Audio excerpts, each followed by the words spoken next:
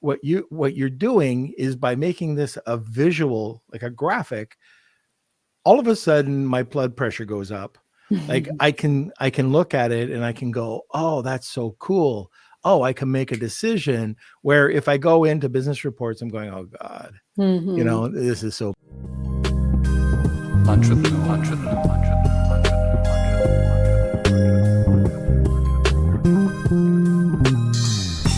Hey everyone, it's Norm Farrar, aka the Beard Guy here, and welcome to another Lunch with Norm, the e-commerce and Amazon FBA podcast. Today we're going to be talking about managing your advertising better, how to blend data streams for success. We're going to be talking about strategies that businesses can employ to effectively consolidate these fragmented data sources. Now, speak English, Norm. And the pros and cons of using snapshots versus time series data analysis. So, welcome to another Lunch with Norm, the e-commerce and Amazon FBA podcast. All right, today I am excited about this because this is one of my favorite ladies in the space, and she's going to be talking about managing your advertising better, how to blend data streams for success. Our guest is the CEO and co-founder of PPC Ninja. She has been in the e-commerce industry for 10 years. That means she must have started this at 13. And she is passionate about helping sellers with creative Amazon PPC strategies that work. And we're talking about my friend and PPC Ninja, Ritu Java. Anyways, now let's talk. Let's go to our sponsor before we get to Ritu and Kelsey. Hit the button. This episode of Lunch with Norm is sponsored by SureGo Marketing. Ready to take your brand to the next level on TikTok and Instagram? SureGo Marketing specializes in helping entrepreneurs and coaches build profitable brands on TikTok and Instagram, and in less than 90 days. With SureGo Marketing, you could build your brand, create incredible video content, and increase leads without spending a single dime on ad spend. Visit SureGoMarketing.com today and elevate your brand. Now, let's get back to the show. And welcome, Ritu. I can't hear you. Norm. There we go. Good to see you again. I have to wonder, did you color coordinate yourself with your background? Oh my God. Yeah, I don't know how that happened. I do that with mine, by the way. Yeah, I can see. You're more on the dark side, and I'm on the red side. So yeah, I think we can. People have often told me I'm on the dark side. I don't know why, no, but so we're just fresh back from a conference. The conference we were in Chicago, which was pretty good. That's great. Those guys are having another one very close. Like I guess it's 2 months out, but they're having another conference in Orlando. And once we get the link, we'll let everybody know. What did you think of that? What did you think of the conference?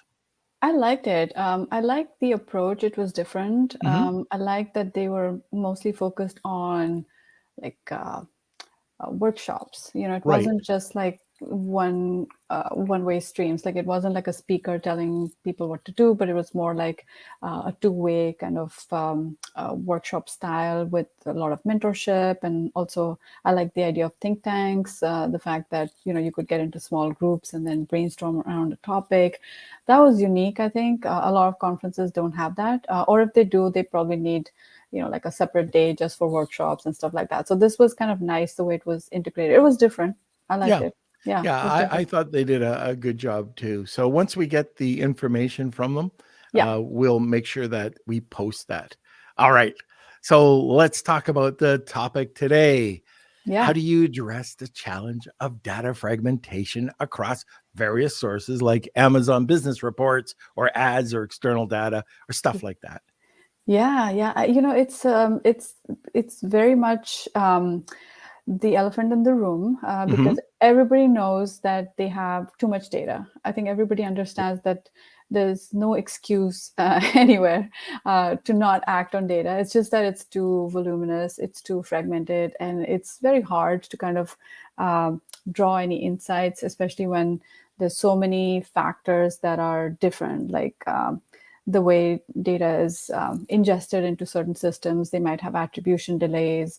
They might not line up along the same dimensions. For example, some reports are more aligned with ASINs and some are more aligned with SKUs. And then how do you match those up? And how do you match those up with your ads and your keywords and all that stuff? So there's a lot of data out there and very little,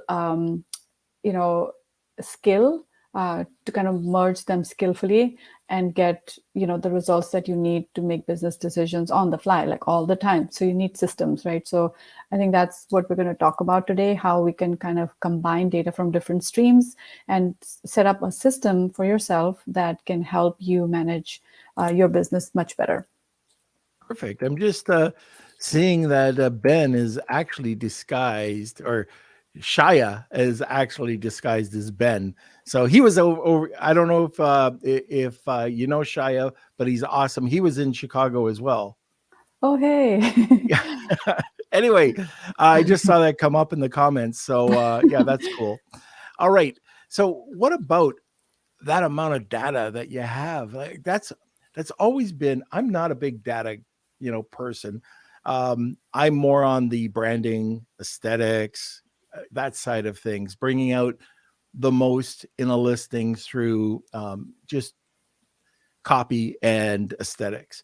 You're the complete opposite. You're Yeah. at 180. You're data driven. And by the way, data, I have to admit that it's the data that makes the sales. Yeah. You can have, as long as you have a half decent listing, and once you have that data, then that's the gold mine. And I can tell you, every major seller that I know is data driven. Yep.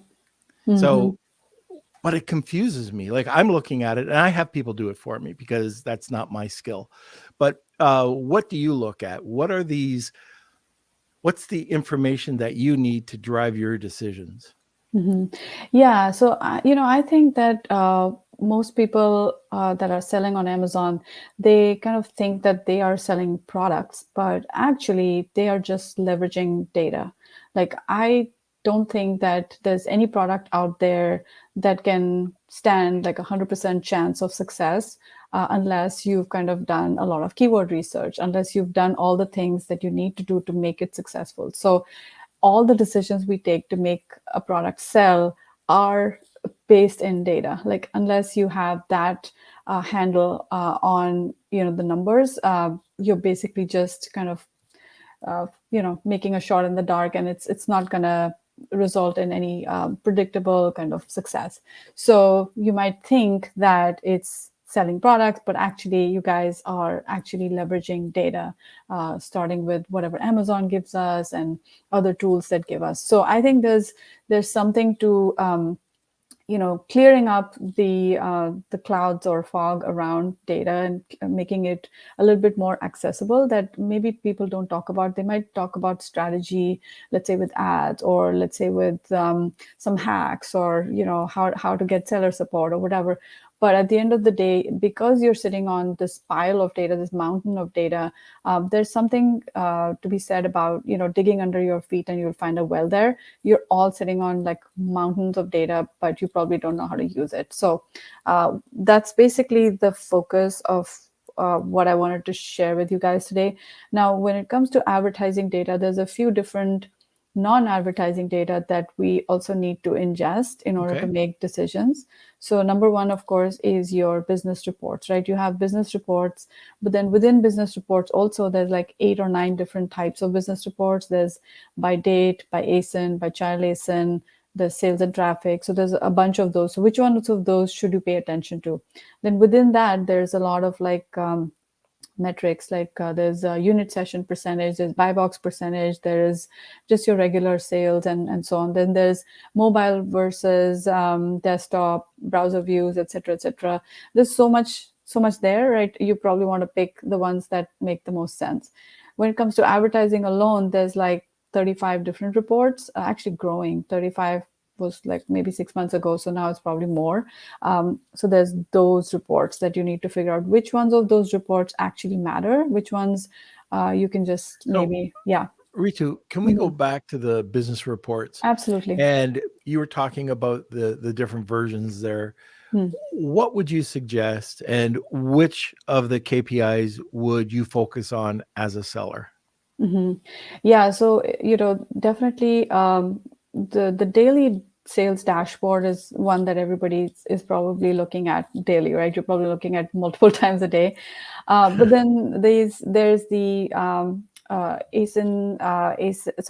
detail page, sales and traffic by Chai Lason report. That's an important one that I go to a lot. And then I also go to the sales and traffic report because that gives me like a 2-year graphical representation of what's happened. And I can always add to the graph, like from the table below. So there's a graphical section up at the top, and then there's a tabular section at the bottom. You can actually click on any one of those tabular details and say add to graph. And so then it will come up, and then you can see how things are trending. So I'm all about trends. Like, it doesn't matter what data looks like today, because it's going to change the next moment. The moment you've pulled that data, that the very next moment it's already changed. So the only thing that makes sense with data is trends. So being able to see those trends over time. So I think those three would be my kind of go-to, my favorite reports within business reports. Okay. And then in terms of, like you said, which of the KPIs within that, I mean, I definitely look at buy box percentage because that directly impacts advertising.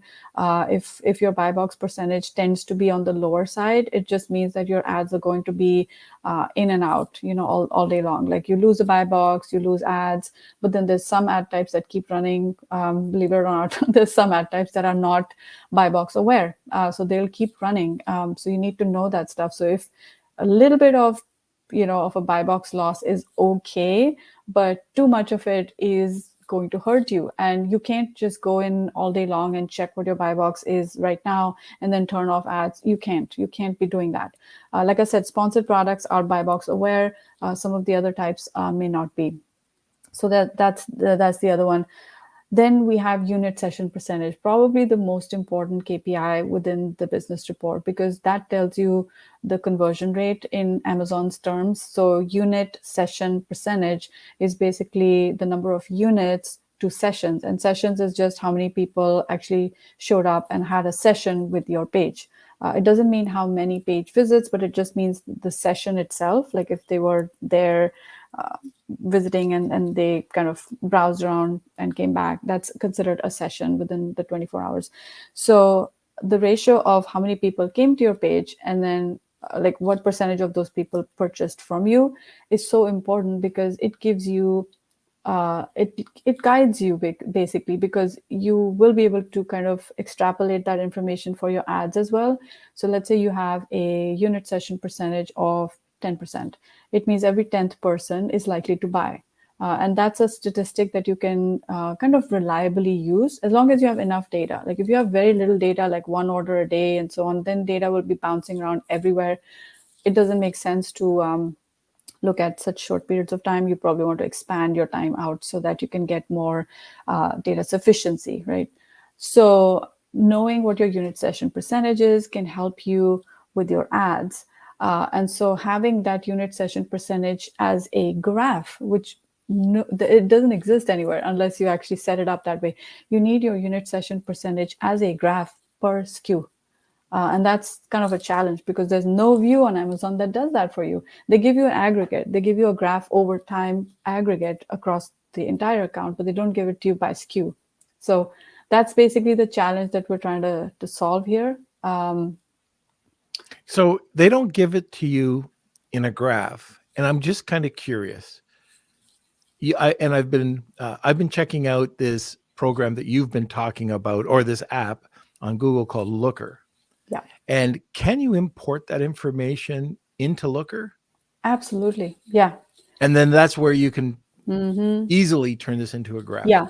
So importing it into Looker is a little bit of a simplification. There's a step before that because Looker doesn't have any database by itself. It's just a visualization tool, Mhm. but it can be hooked to any other data source. It could be Google Sheets, or it could be BigQuery, or some sort of cloud-based bucket storage. Those three are the ones that Looker can hook up to, or just a regular database if you're more advanced. But let's say you just have a bunch of CSV downloads from Amazon. You want to basically you want to stitch that data together, get it into a time series format, and then you can do graphical representations of that data over time. And that's where you get the maximum out of your data, because you see whether it's going up or it's going down or it's staying flat. Those are the things that tell you whether there's a potential for growth. Yeah. Yeah, it's interesting about Looker. Our operations manager brought it up to us for our press releases and information about that. And she says, "This is going to be a game changer. And she loved it." And then a week later, I see that you actually had an event, not an event, but a webinar about Looker. Is that webinar still around? It is, yeah, it is. It's on our YouTube channel, actually. It's I don't know what it's called, but yeah, it's right there. Probably Ritu and Looker. Yeah, There we go. maybe something like that. something like But that. Yeah. if you're listening right now and you haven't heard about this Google app, check it out. It's pretty cool, and I know that if you check out the YouTube video, Ritu will do a great job explaining, because that's what she is. She's an educator. She's a master educator. So, anyways, let's continue with these different reports. Yeah. So then we talked about some of the business reports. We talked about going over to the ad reports. There's 35 plus ad reports, and now there's a whole kind of slew of reports under brand analytics. Right? You have your search query performance reports that are also kind of snapshots, and you want to convert them into time series. That's the only way they start to become meaningful. By themselves they have limited benefit, but then the moment you start stitching snapshots together to build them into time series, then you can start to see the trends, and that's what's most interesting. Just to give you an example, with the search query performance report, you can find out search volume of certain search queries, right?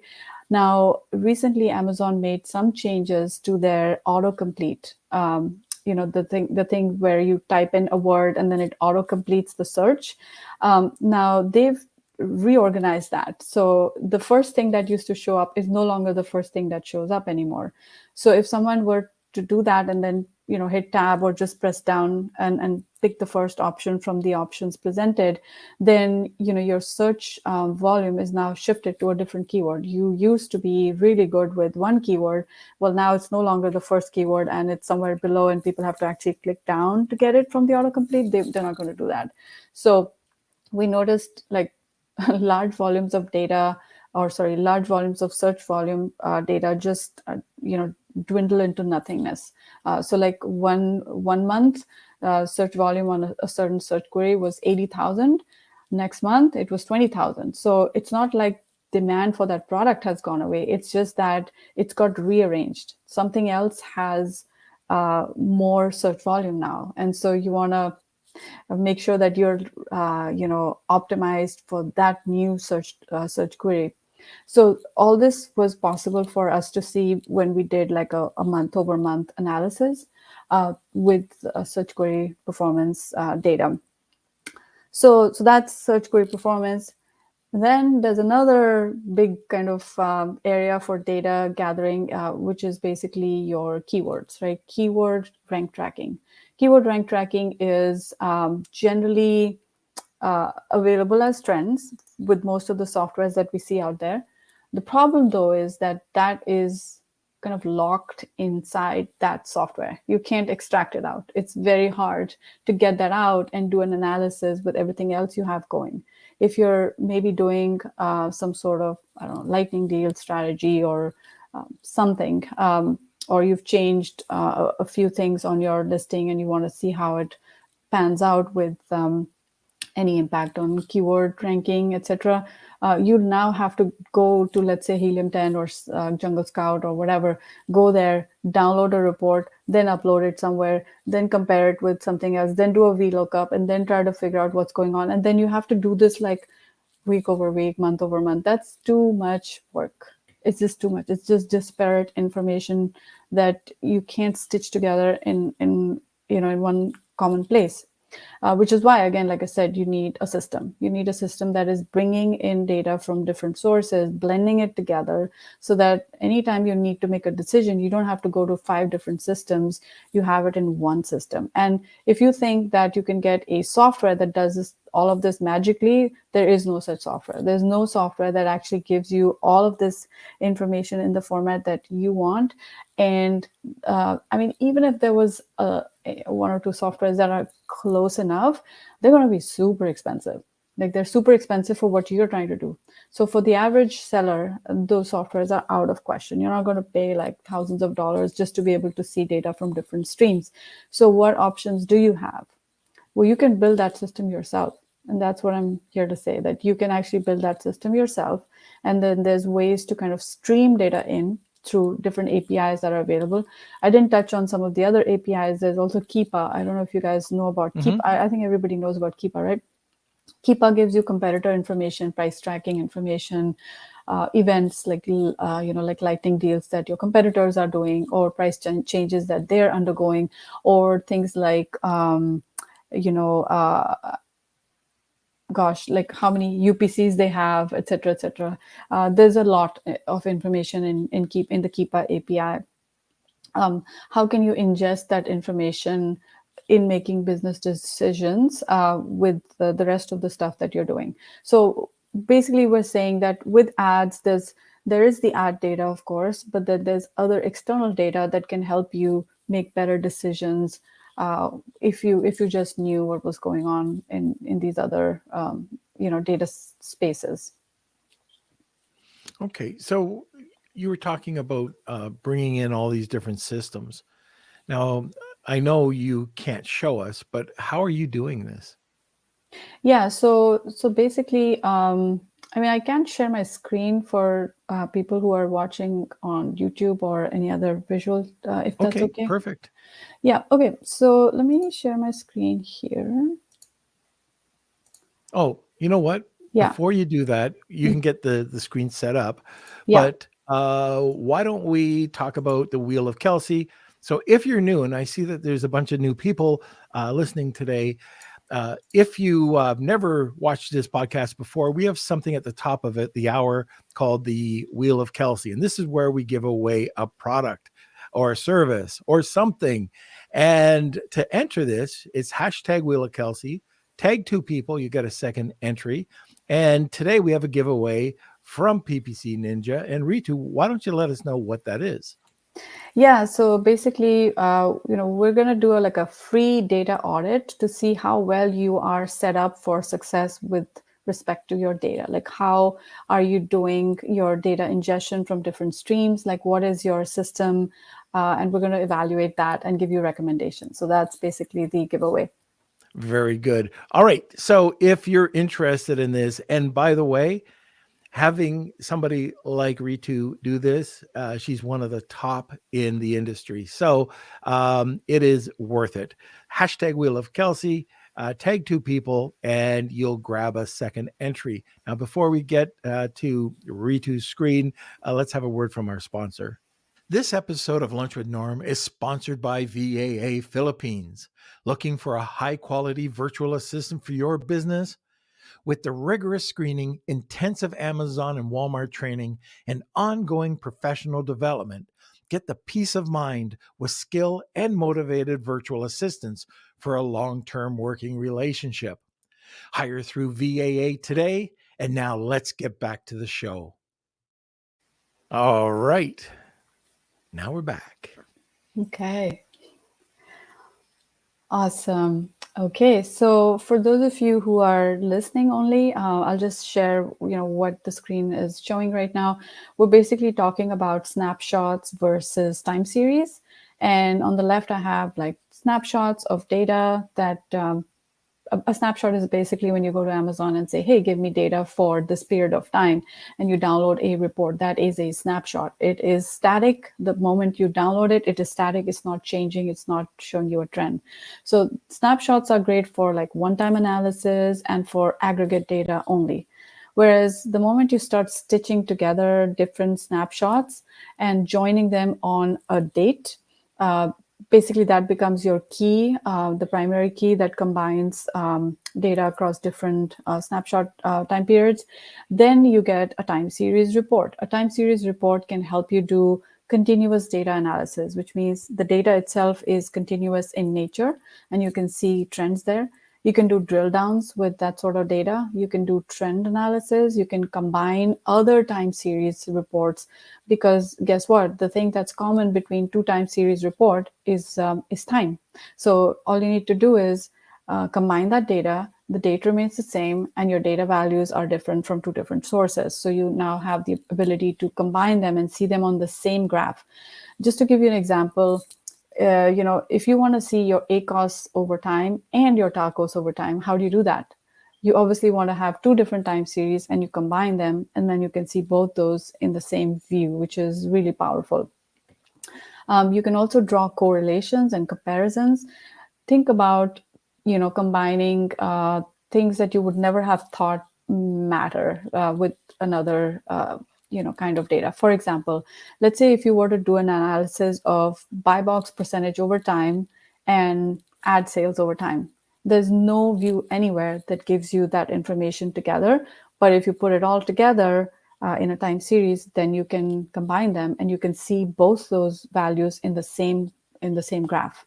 And then there's also predictions that you can do, because obviously when you have a trend-based data, you can use regression analysis or any kind of like trending metrics to kind of show you how it's going up or down or flat. And then this kind of data is more data sufficient because it's accumulated over a period of time, not just a snapshot of time. So that's basically how you would start to transition stuff. Now there is a data management framework that, don't get intimidated. It's just a way of saying ETL. ETL basically stands for extract, transform, and load. And this is just a standard practice in data science where, when you want to actually analyze large volumes of data, then you need to extract different pieces of data from different sources, which are basically snapshots. And then you want to do some data scrubbing, which basically means you're getting it ready for ingestion. Examples of data scrubbing could be, let's say one report from Amazon, let's say the search query performance report, you've downloaded it for the month. It already provides you with a date column, which is really cool because it's already in time series format, alignment with time series format. However, if you go and download, let's say a search term report, no, not search term. If you go to the business report, let's say, and you download the detail page sales and traffic report by Child ASIN. If you download that, there is no date column in that. So you got to do an additional column so that you can then match these two guys together, right? So that sort of stuff, you need to scrub your data. So that's the transformation phase. And then you load it up into some sort of data warehouse or some sort of system where all of these data streams have been put together in tables and stuff. So that's where you start to kind of render your data in the format that is now ready for visualization. So the last step of this framework is the visualization piece. So visualization is where you actually showcase different like looking at slices and dices of data and showing them or building stories out of your data. You're forcing your data to kind of give you a story that you or some sort of outline that you couldn't see otherwise, right? So the visualization piece is where Looker Studio comes in, right? The previous three pieces are different software. So let me just show you what this low-code, no-code framework looks like. So here is three different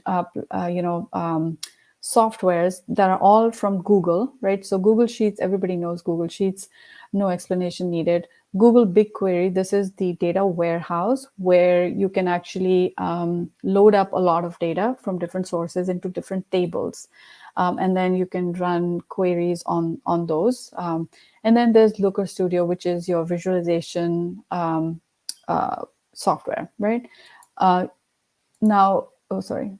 Now, where do you get your raw data from? Your raw data could come from directly from Amazon, either through an API. You could use an API to stream that data into your system, or you could have a VA download it at a particular frequency that you define, and then let it go into this system, and then you can convert that into time series there.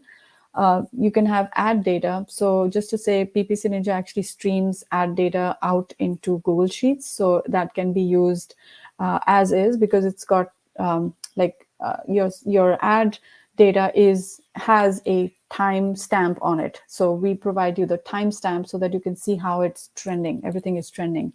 And then there's Keepa and other APIs. There's so many APIs that you could pick up from and put it into the system. So this is basically kind of the blueprint, the framework that I'm working with, and also suggesting where your organization needs a data ecosystem where you have all these pieces. Now, how you achieve this is up to you, depending on what size of business you are. If you're a small business, you're fine with Google Sheets alone, like if you don't have a lot of volume of data. But just know that Google Sheets starts to break after a certain point. Like the moment you cross a certain number of rows, it will start to hang on you. It will start to say things like too many rows, blah, blah, blah. So Google Sheets has its limits, but it's great for like smaller businesses. You can actually do all three things there if your business is really small. But the moment you start to scale, then this is the system you're looking at. Yeah. Does for a smaller seller, can anybody get access to the Amazon API? Anyone can apply for it. Now, they might need a little bit of help in setting things up. So yes, there is something called the SP API. You can basically get that API. And if you use one of the third-party tools out there to pipe that data into your system, that's great, because then you don't need any development effort inside your organization. So you can do that.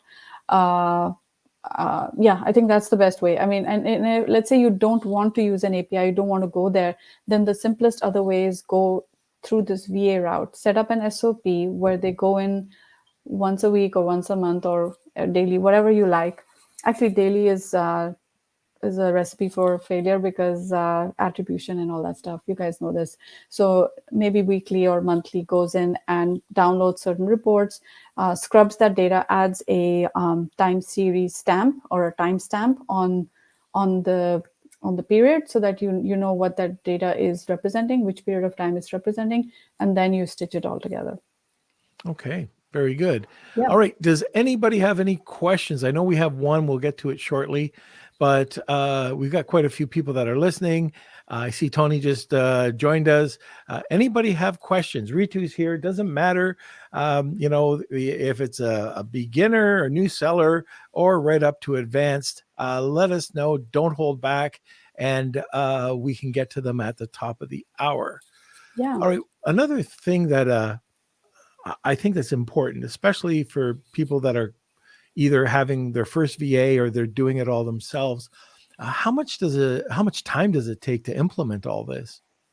If you've got the system kind of nailed down, I think it doesn't take that much time. I think most of the time gets wasted in not knowing what you're doing. Like if you know what you're doing, if you tell your VA exactly what you want, then it's not that much of a burden on the system. I think it's pretty doable. And if you use an organization like VA, or even if you go and find really good talent in the Philippines or other places, you can set this up, and it's not that expensive, honestly.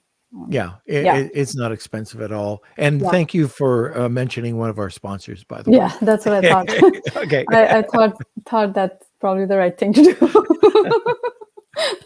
But the main thing is Yeah. you can get this set up fairly quickly, fairly uncomplicated, just depending on the size of your business. And you can always expand and grow out, and bring in different levels of VAs as you grow.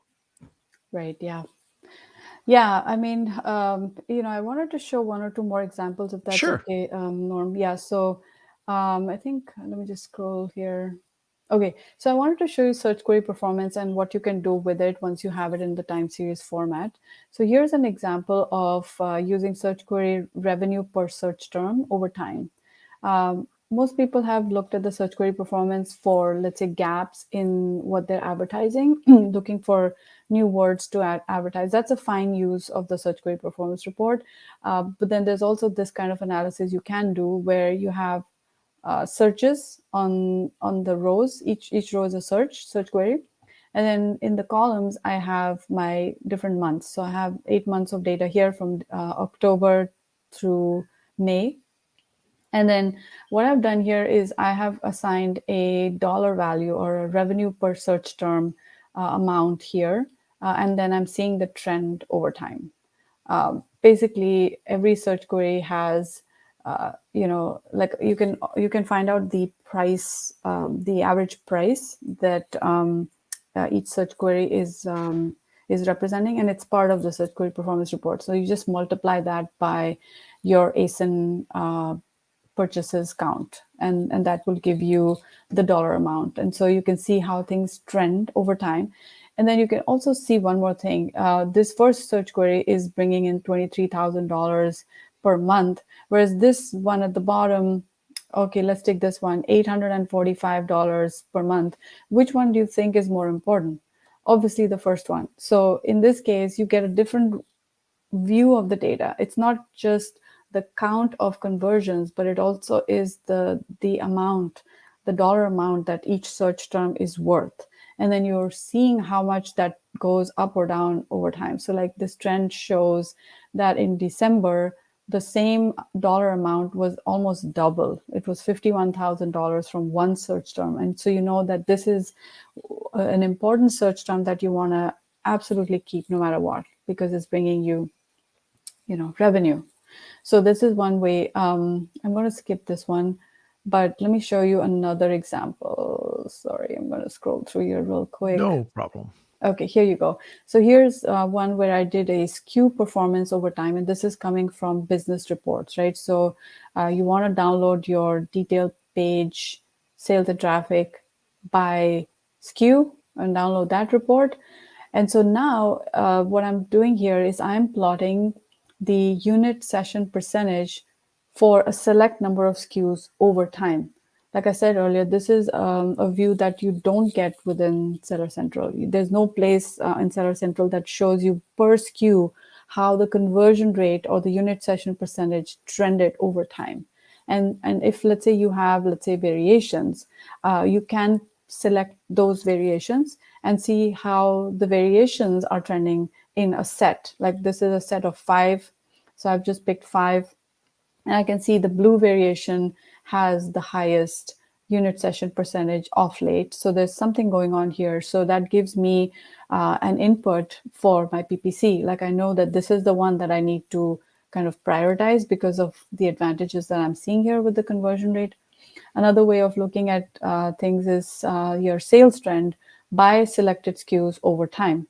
Again, not available on Seller Central. You can see in this set of 5 SKUs, there seems to be like some sort of downward trend, but you can also see which of the variations has the highest sales amongst all.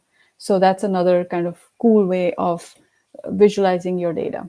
So there's many ways of like visualizing once you have all the data into your system. I noticed that this is a presentation, and you have many different reports within that presentation. Is that available anywhere, Um, or is that uh, part of a course that you did? How would people, if they wanted to understand the yeah. different? Okay, Oh, so I can give you like I do have a QR code. If you want to download my slides, you can do that. And I've used the slide deck in the past, but if you want to download it, I can share that right now. Oh, that'd be The, great. yeah, there's a bunch of different examples here that you could. Is it PPC Ninja or PPC Wizard? According to Kyle, it's PPC Wizard. Kyle, thank you. The only difference is the wizard has a wand and a ninja might have like a shuriken or something. We'll make sure you get one. Okay. So here is my, 1 second. Here are my QR code for my slides if you want to download them. So that'll give you access to all the other examples I have in this Awesome. in this deck. Yeah. So we'll make sure that if this is on a podcast that we get you this QR code somehow. But yeah, I just noticed that as you were going through, you had all these other reports that you had within this presentation. So first of all, thank you so much for providing this. I'm sure that you weren't expecting me to ask that, so I appreciate it. Okay, the next question is, what should businesses expect to see once they start to implement these changes in their Amazon ads? Yeah, I think better decision making. That would be the most important benefit of this. You'll be able to see, like, let's say, which search terms are more valuable. You'll be able to see how things are trending, let's say search volume trends. You'll be able to switch gears when you see variations, how different variations are performing. So there's a lot. I touched on a few, but there's so many different ways. I mean, sky's the limit when it comes to creativity with your data. And even I haven't uncovered all the possible use cases of using all of this data together, but just having it and just allowing yourself to absorb the splendor of it will give you some ideas. The more time you spend with data, the more ideas you will get and the better decisions you'll be able to make over time. Yeah, and we talked at the very beginning about, or at least for me, I'm not into the data side. Other people on the team are. I like aesthetics. I like looking at creating images or creating the totally optimized product listing, right? That's something I can jump 2 feet into and get that done. However, on the data side, I can do it, but I'm not great at it. And that's the weakness. I don't play off my weakness. I don't have our team play off their weaknesses. I want them to play off their strengths. But by doing what you're doing is by making this a visual, like a graphic, all of a sudden my blood pressure goes up. Like I can look at it and I can go, oh, that's so cool. Oh, I can make a decision, where if I go into business reports, I'm going, oh God, this is so boring. Yeah. But Yes. by doing this, that makes a huge change. So if you're a decision maker, and hopefully it's just not your decision, but somebody that knows the data and how they can apply it to the account. But it's like knowing your numbers. And if you can see this and you can visualize this and you can act on it, now you've got, even through a graphic, the ability to act on it rather than just looking at columns and rows, which is so different. It's more of a binary thing where it's just blah. Right. Well, you love it probably. Like your heart's going like this, and my heart's like fossilized. Yeah, Looker Studio is like my dessert. There we go. Like, so, what can I do today with Looker Studio? There we go. So if anybody has any questions, we do have some questions in here. We'll start to answer them right away. But if you have not put in for the Wheel of Kelsey giveaway, make sure you do. Rita, like who was it? Kyle was saying, she is a wizard. And don't miss out on this opportunity to have an audit. And she's going to be talking about, how you can apply what she's found. So hashtag Wheel of Kelsey, tag 2 people, and you'll get a second entry. But let's get into the questions now.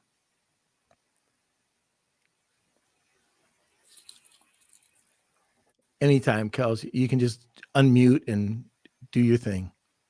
Just unmute and do your thing. Okay, so from Neil, a lot of gurus say they shouldn't run PPC until you have 10 or 15 reviews when you're first launching. I think that's probably BS, but what do you guys think? You're probably right. I definitely run PPC the moment we launch a product, because it's a little bit of a chicken and egg, right? In order to get those 15 reviews, you need a lot of sales. In order to get a lot of sales, you need to push it. And when you launch a product on Amazon, it's basically sitting at the bottom of a very large pile of products. And so getting visibility, you're essentially relying on Amazon, right, to do that for you. And without PPC, you probably won't be able to do it. Or you might be relying on external traffic, which is still a little bit better, I guess, if you have external traffic and you're counting on the honeymoon period from Amazon to kind of help you get some visibility. That's fine. But I generally run PPC right at the start. So I agree with you there. All right. Very good. Next. Okay, next one is from Tony. Do you prefer to pay salary monthly or hourly for any VAs that you're working with? Yeah, good question. So I generally, we generally start with an hourly, just because we want to get to know each other. Like we need to know if this VA is a good fit for us. Once we have sufficient evidence that it's going to work, then we convert it into salary. I do something a bit different. So if the position is open, if we're getting enough interest and we get busy enough, we typically will hire somebody on a probationary period, not hourly, probationary period. And if it's at the 20-hour mark, we think we'll be using them, we hire them full time. And then we have that over a 3-month period where we can come to a decision anytime over that 3 months. And by the way, some people take advantage of this where a VA will say, oh, I'll work for free for the probation period, or some people ask for that. We're 100% against that. Yeah, people same. get paid for what they do. Yeah. I mean, even with interns, we don't do them for free. Same here. Yeah. Interns get paid. Get paid. Yeah. Yeah. All right. Next. Okay, last one, also from Tony. Are you on TikTok, Ritu? No, I am not. I have seen you dance, and I think that you should go on TikTok. So tell me how this TikTok will go, right? With ads and stuff. Like, what kind of ninja ad TikTok should I do? Maybe Kelsey can give me some tips there. Sure. After the podcast, he'd be, but just, going down that rabbit hole. Yeah. There's a lot of people on TikTok that look at Anthony Lee. He had 53,000 followers, I think. But I think there was an interruption at some point. So he lost the account, I think. So I'm not 100% sure. Yeah. But then he's doing some other stuff. But stuff like this, these tips that you can give out to people would do really, really well on TikTok. That's the same for a brand. If you're passionate about anything, which you are, but the brand as well, TikTok is a pretty good alternative. Plus, by the way, again, different rabbit hole, TikTok Shop. So we're talking to the heads of TikTok Shop. I think next week or so we've got a meeting with them, and we can give you a lot more information. Hopefully, we can get them on the podcast too. Wow, pretty cool. Yeah.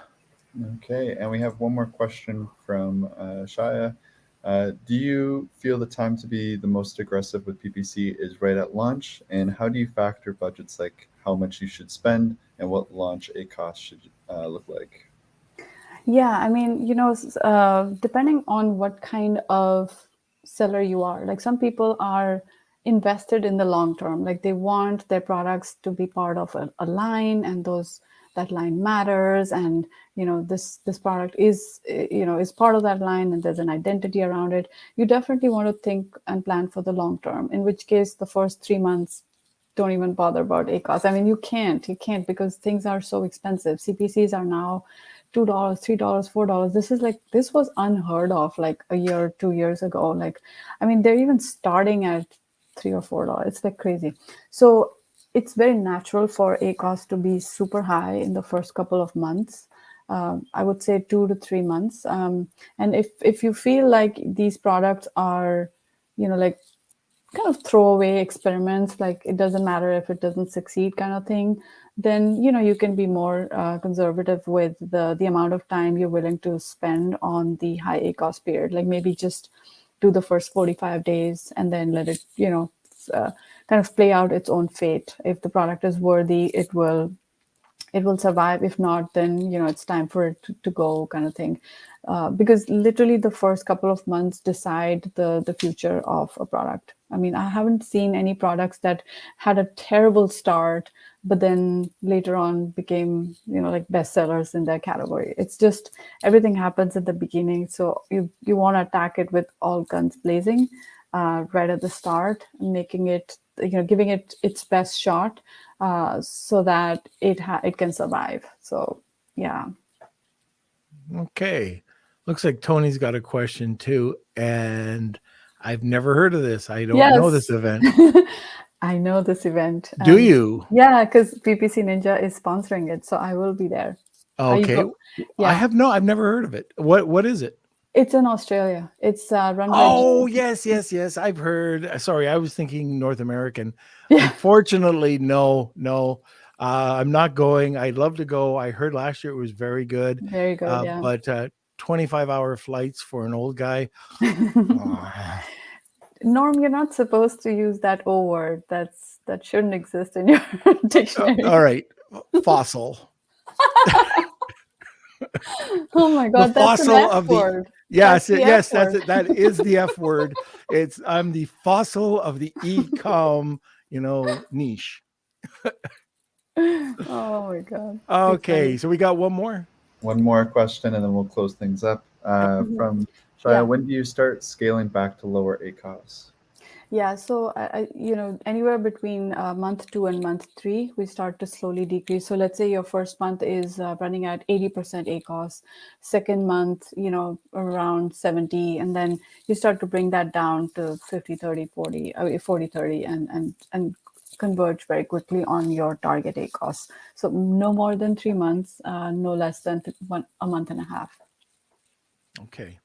All right. I think that's it.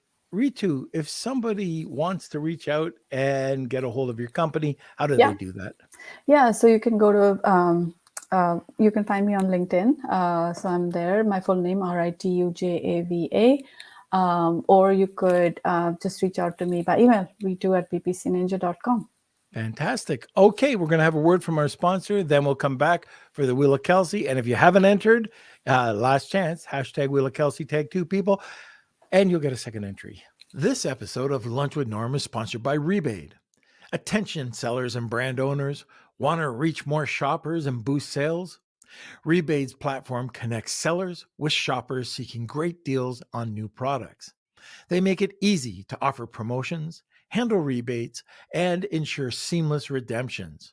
With countless reviews from satisfied customers, Rebate is the go-to solution to increase your sales.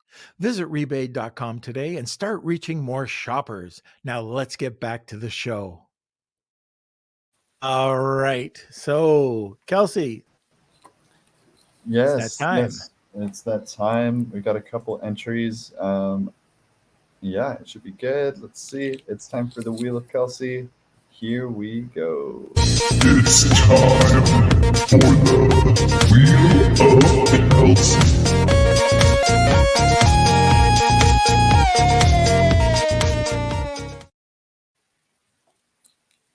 All right. This is going to be a good one, whoever wins. All right. Okay, so I think everyone is in. Let me see, I'll spin it up. Thank you everyone for entering. We do this every single podcast. Let's see who today's winner is.